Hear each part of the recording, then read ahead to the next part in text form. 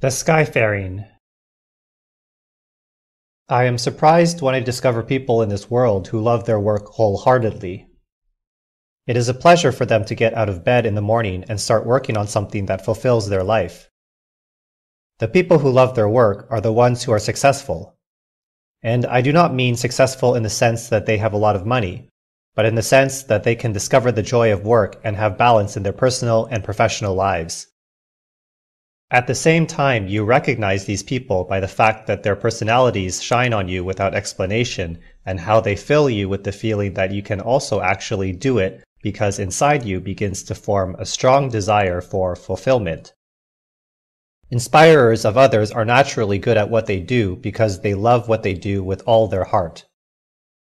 I am honored to receive a personal agreement from a person such as Mark Van Honecker, a Boeing 747 pilot.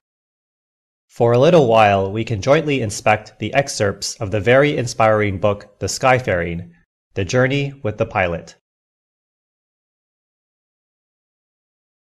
I like writing about science, culture, flying, the unexpected, and the places I find myself. When I'm not writing, I'm usually on an airplane. Skyfaring is my first book. Mark Van Honecker, a 747 pilot who gave up careers in academia and the business world to pursue his childhood dream of flight, asks us to reimagine what we, both as pilots and as passengers, are actually doing when we enter the world between departure and discovery. In a seamless fusion of history, politics, geography, meteorology, ecology, family, and physics, the author vaults across geographical and cultural boundaries, above mountains, oceans, and deserts, through snow, wind, and rain, renewing a simultaneously humbling and almost superhuman activity that affords us unparalleled perspectives on the planet we inhabit and the communities we form. Reading this book is an adventure where you can also become a pilot for a short time. You can dream and experience Mark's own personal experiences. I have wondered for a long time whether to write my thoughts on this book. I personally think that this would not be the right way to introduce you to Mark's personal passion of flying. And along with that, everyone is different and every person can get their own personal fulfillment from reading his lines. This is why we bring you excerpts from the book, which may lead you to reflect deeply on how people can perceive their own work. In other words, their passion of work and perhaps interesting ideas, everything that pilots need to know. I have always been personally fascinated by airplanes. That passion appears in my heart when I see a flying airplane. Of course, when I'm sitting in it, it is not so passionate for me, because I am scared. It is the feeling that gives me the power of freedom. It's hard to describe, and that is why we bring you Mark's personal words from his book, The Skyfaring. Excerpts from the book, The Skyfaring. I have loved airplanes since I was a small child, but I feel a new kind of astonishment at this particular plane, at the sword and the palm tree on the tail, and the name on the side of the jet. I check the computers, the fuel gauges. Small, steady green digits show our expected landing time in Tokyo, about an hour from now. This is expressed in Greenwich Mean Time. In Greenwich, it is still yesterday. Another display shows the remaining nautical miles of flight, a number that drops about 1 mile every 7 seconds. It is counting down to the largest city that has ever existed. Most pilots love their work and have wanted to do it for as long as they can remember. Many began their training as soon as they could, often in the military. But when I started my training course in Britain, I was surprised at how many of my fellow trainees had traveled quite far down another part. They were medical students, pharmacists, and engineers who, like me, had decided to return to their first love. I enjoyed my years on a smaller plane. But among those short flights, I always liked the longest one best, and I knew that I wanted to spend at least a portion of my career on a large aircraft.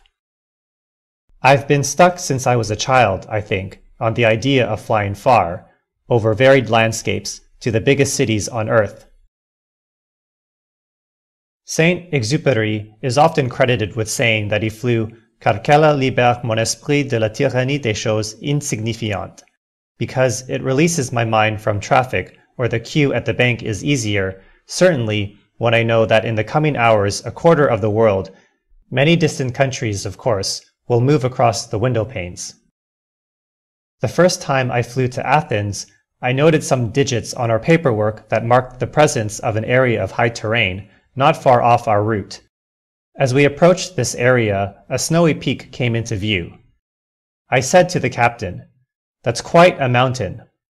He looked at me as if I had said something strange and then answered, "Mark, that's Mount Olympus." When I was 13 and got my first portable cassette player and headphones and began to choose music for myself, I asked my brother if pilots were allowed to listen to music while they flew. He answered that he wasn't sure, but he thought not. He was right. But as passengers, we are all given these increasingly rare quiet hours in which there is nowhere we have to go and nothing we have to do. Hours in which we are alone with our thoughts and music and the moving picture of our journeys. When I have a free morning, I often go to a city's main railway station. New or old, in Beijing or Zurich, the stations are typically masterpieces of architecture, and there are always cafes to linger at with a book. I like, too, the signs on the airport-like departure boards for many smaller cities I have not heard of, or did not realize were close enough to be reached by train. But sometimes I think that the real reason I like to wander or sit in these stations is because they are incarnations of in-betweenness. A busy foreign station looks exactly how I feel. I did not grow up in Boston, but it has been an important city in my life. When father left Brazil, this is where he came, and where he met my mother. I lived in the city for several years when I worked in the business world. After I moved to Boston, my mom pointed out that, unknowingly, I had picked an apartment a few blocks from where she had chosen to live 3 decades earlier, which was itself only a few blocks from where my father had lived in the Back Bay.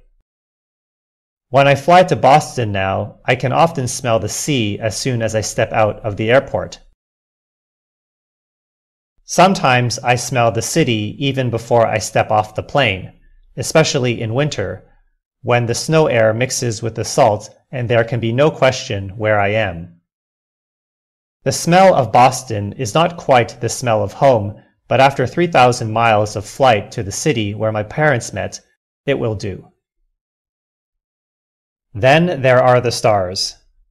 The heavens from a dark cockpit are a breathtaking proposition, and a consolation when the night is moonless. High up the sky looks three-dimensional. For once, outer space bears at least the idea of fathoms, of depth, a sea composed of distance, shot through with ancient lights. So many stars are visible on a moonless night. Less constellations can be more beautiful, but also less important. Drawn as they are on the sky from the Earth's surface 7 miles down, below a turbulent, humid sky through which only a fraction of heaven can penetrate. Amidst such a high cacophony of starlight, it's easy to lose sight of the old constellations, easy to make your own. While the Milky Way looks for once like what it is, as it would be if all the stars were droplets of water, a drift of cold drawn across the darkness.